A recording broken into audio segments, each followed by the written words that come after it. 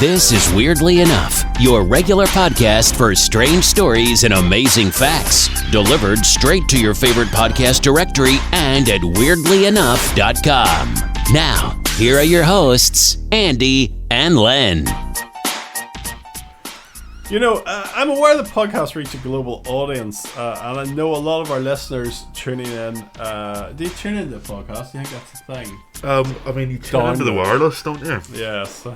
I wish they would tune in. I wish there was a tuning button on your device that you tune and it crackled a bit and then you heard our voice. But anyway, I know a lot of people that listen to us are from North America, all around the world to be truthful about it. But sometimes I like to keep things local. I think that's an Amazon man, but we will crack on. We get asked in the comment section sometimes where our accents are from. Some people think we're Scottish, but others just can't place us. Well, both of us are from the east of Belfast, the capital city of Northern Ireland. Len here is from Comber, originally, while I hail from the wonderful town of Newtownards. Although you do live in East Belfast now, don't you? Yes, my parents are originally from East Belfast.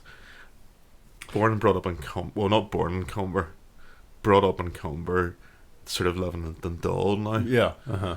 But yes, that's so, sort of area like the eastern side of Belfast anyway. Both towns in their modern form date back to the 17th century. This is Newtownards and Comber, when so-called planters from Scotland settled in the land. Hugh Montgomery, known as the founding fathers of Ulster Scots, came from Ayrshire, but after being given land in Ireland, he established a town with the name Newton, which later became Newtownards. Comber is a town best known for its whisky, which was a big industry in the 1800s.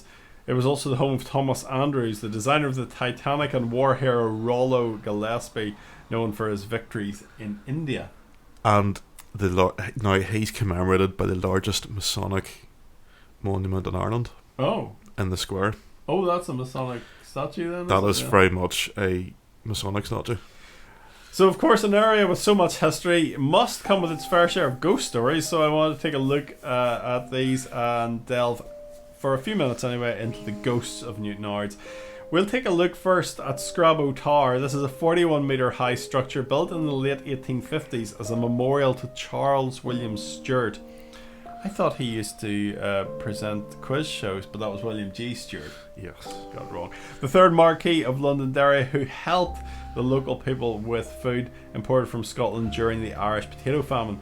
Scrabo is an imposing structure, not least because it stands on a 400-foot high hill overlooking the town. The tower is a landmark for miles around. It can even be seen from as far away as the Isle of Man and Scotland.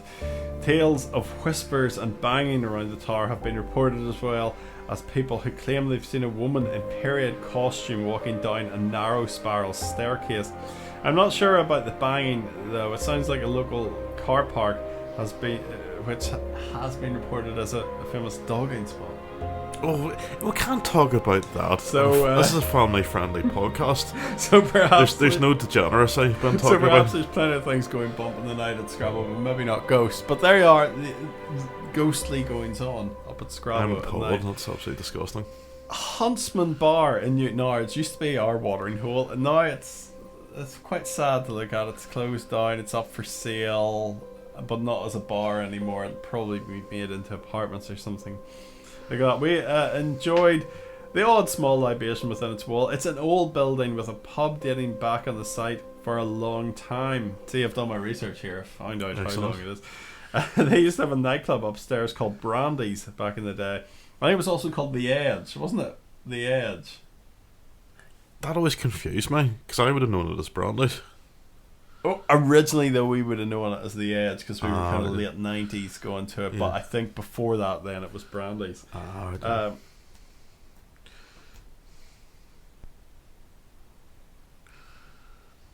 I have messed up in my pagination here, but anyway, a ghost of a former landlady, Kimberly Jackson, is reported to have been sighted around the bar, keeping an eye out for unruly customers.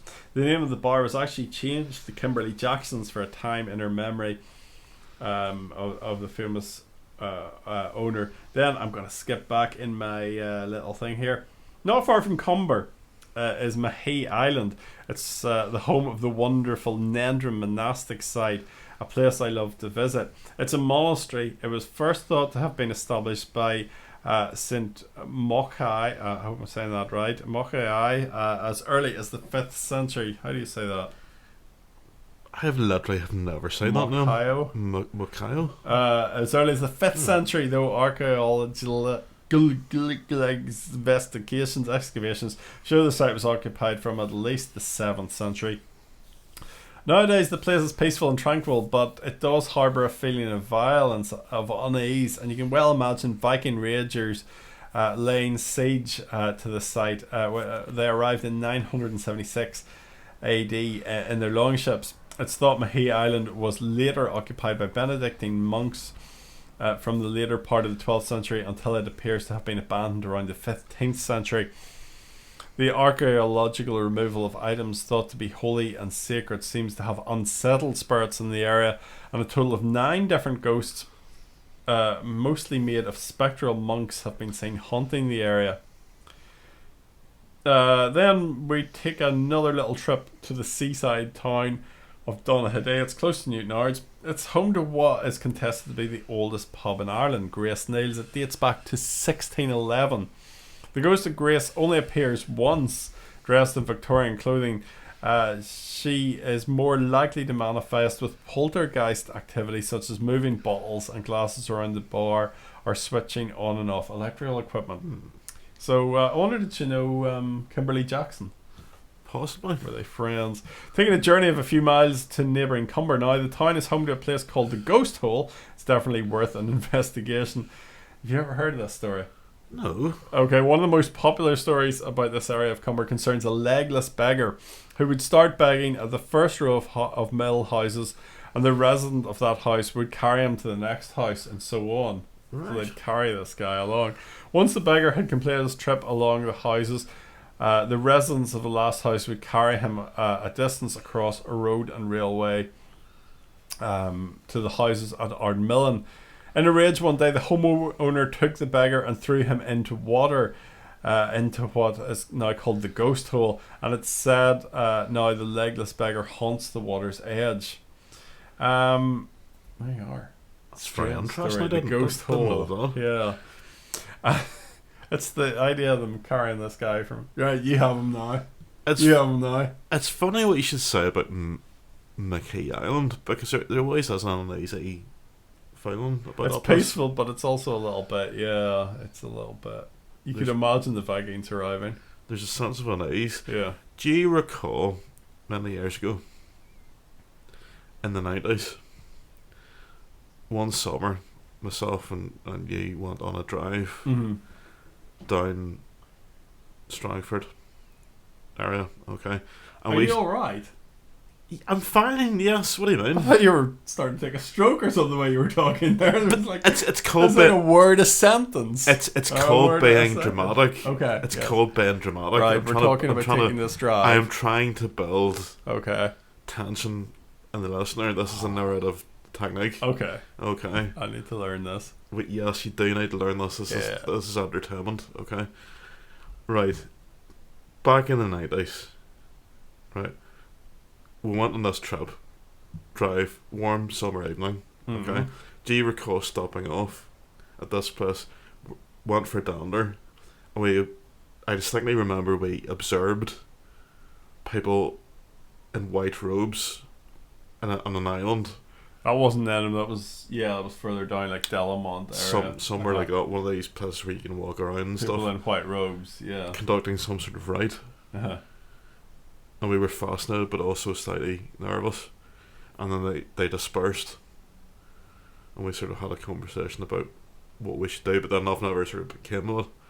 Yeah. So I wonder whether they sort of like dreads or something like that. Strange. So that's what that I haven't thought about that for years.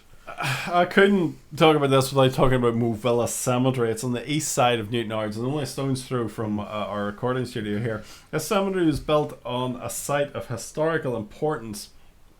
It's so old that the parish wall built around the cemetery has Anglo-Norman gravestones built into the wall. And I'm guessing these date from the 1100s, these Yeah. Anglo-Norman gravestones. Absolutely amazing. The graveyard is an interesting place for a dander, with so many historical graves, including 3 Polish airmen who lost their lives during World War II, and a grave of the war hero and one of the founding members of the SAS, Colonel Paddy Blair Main. One of the main features of the graveyard is a historic abbey that was founded in 540 AD. The abbey was burnt down by Vikings, of course, again, Viking raiders in 825 AD, but the remains of the building stand to this day.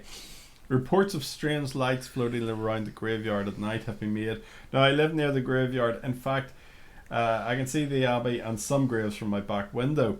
I've indeed seen lights, some that appear to move, but always I've been able to identify these as headlights of passing cars. Kind of reflect on the shiny graves.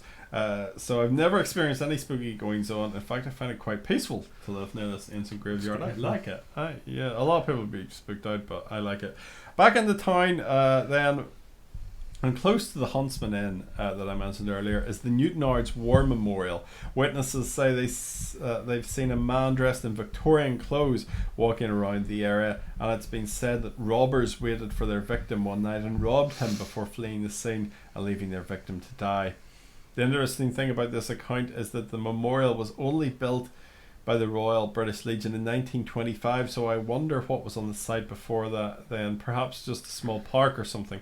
The War Memorial is directly beside Newtownards Priory, a medieval Dominican monastery built around 1244. While no hauntings or spooky monks have been recorded that I can find, I always find the Priory a very spooky place. The site is usually locked up, but it's open on some occasions and well worth a visit. Yeah, so very. I had some other paranormal activities in the area that one looked at. For example, in Ansborough, which is near Castlewell, a hairy figure was seen. A driver watched a 4-foot-high hairy figure dart across the road and disappear into a bush. This was in October 2016. UFOs seen over Bangor back in 2007, and a grey Victorian lady in 2006 to 2007 in Bangor in St Mary's Church. A site worker walking up the main path to the left of the church spotted a grey lady in Victorian clothing 25 metres away. The witness shouted to her that the gates were closed and that she would not be able to pass through. The lady ignored the worker and continued walking, passing behind the witness's work van where she disappeared. The worker searched the area, but there was no way the lady could leave without passing or being seen by the worker. Interesting. Yeah. It is an interesting one. They're always grey ladies, aren't they? It's like that ghost thing on TV. Always seems to be grey ladies. Always the grey lady. So yeah, if you know any ghost tales of this local area, or indeed your own local area, why not email us, podcast@weirdlyenough.com. We'd love to hear from you. We're going to be taking a break now for excuse me, I haven't talked so much in a long time. We're going to be taking a break though for the rest of the summer. Yep. We'll be back September, October time, round about then, and really look forward to it for season 5. They said it would never work, but we're on our 5th season or series, however you want to put it. Thank you very much for listening. Do like and subscribe wherever you get your podcast. Leave a message if you can, leave a comment. It would help us greatly. Tell all your friends and family to subscribe to Weirdly Enough as well. We'll always keep it free. We'll always make it free for people. It's just something we enjoy doing. We enjoy talking about. We enjoy the research that goes into this, and I hope that comes across in the podcast. And have a peaceful but enjoyable and maybe weird summer.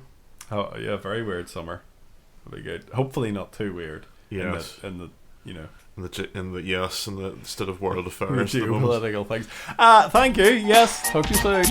Thanks for listening to Weirdly Enough. Remember to subscribe to get the latest edition as soon as it drops. And don't forget to leave a review. Email us about anything we've discussed or with your own weird tale at podcast@weirdlyenough.com.